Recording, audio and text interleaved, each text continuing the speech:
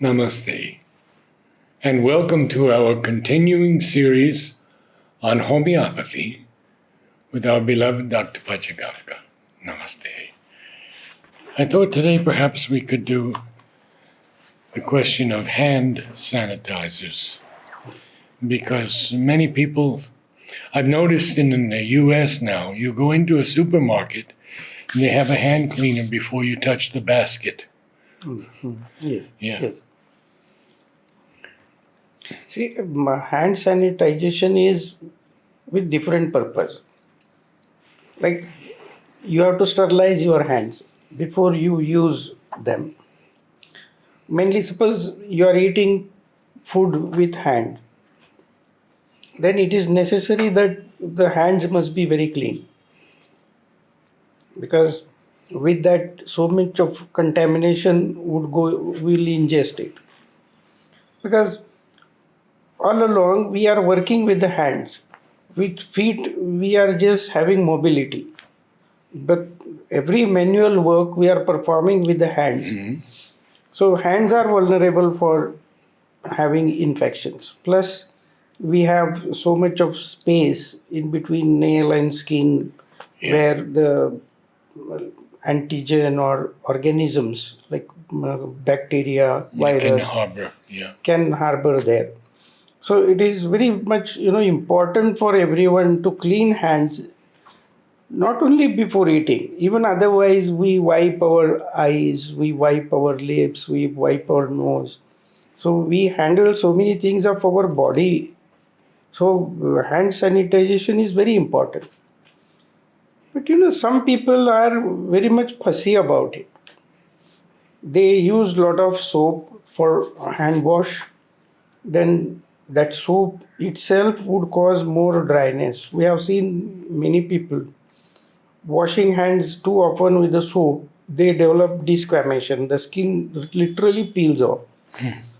On the top of that, there are some hand wash soaps which have carbolic acid, phenol in it.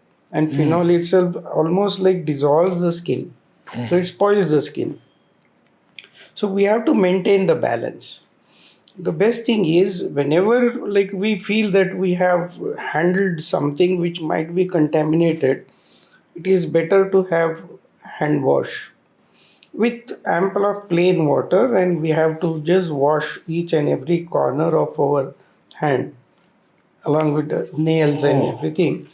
And there are chemicals now which are supposed to be hand sanitizers, and those chemicals, if we rub the bacteria, but somehow these chemicals themselves have bactericidal element in it, which itself can be harmful. So we have to maintain the balance so far as avoid using more soap. Minimal soap, if that too, if at all there is something oily or which we have handled. Suppose we work in the garden. Now in the garden, when we work mainly with the earth, soil and all, or even with the manure, or cow dung and all, we find that if we wash it with plenty of water, that itself will suffice. I see. Not only that, we have done it in villages when we go to the farm and we have handled something which is sticky and oily. And if we use black cotton soil, little mud itself, and then smear our hand with that and wash wonderfully, clean it comes out.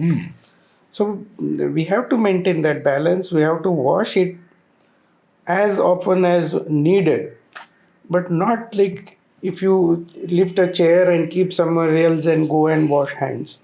That much also not necessary. But we have seen some people, what we call OCD, at least 100 times they go on washing hands. Like if they take out clothes from something, hang it elsewhere, go and wash hands. That is not necessary. But optimum hygiene we have to maintain, because we eat things, we wipe our body with hands. So, but in general, you're saying that water should be almost enough. Water is the best, medium for wash. Yes, water is the best medium for without wash. Soap. Even without soap. Only when there is some oily element which you Right, have handled, understand. then you need soap like thing which would absorb that oily stuff. Well, I know people who use a lot of facial washes. Could you tell us a bit about these facial washes? See, facial wash again is just like skin in general. Rather, we have to use a very soft soap for face. It shouldn't be hard because the facial skin is very delicate. The skin in our perineum and face is very delicate skin. You need to handle it carefully. So you can have face wash, but naturopaths are recommending that you wash your face with water, especially plain water or body temperature water, and don't wipe it off. They say allow it to dry by itself. And that is one of the treatment for sinusitis. They say you just when you wash your face, don't wipe off the water just like that, allow it to dry there, and that itself will help in getting rid of sinusitis like complaints. But and especially in face, if you are cleaning your eyes, suppose there is some discharge in the eyes that has to be cleaned, we recommend that you dip your face in a small tub where the water is up to body temperature. Dip and blink in it, and that cleans your eyes very well. So similarly, for whole face also, you use water which is closer to your body temperature. Neither it should be cold nor it should be hot.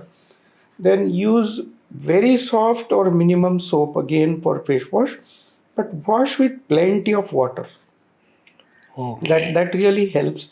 And face wash really helps in the sense, first of all, it gets rid of dust. Then the skin also, no, the pores get open for free sweating. So the sweat, if it is dried, then even the epidermis which gets peeled off also gets all right. Plus, like excessive moisture on the skin, the oiliness of the skin also is reduced even by plain water wash. But so far as possible, use very soft soap if you feel like. Otherwise, best is with plain water. Thank you so much.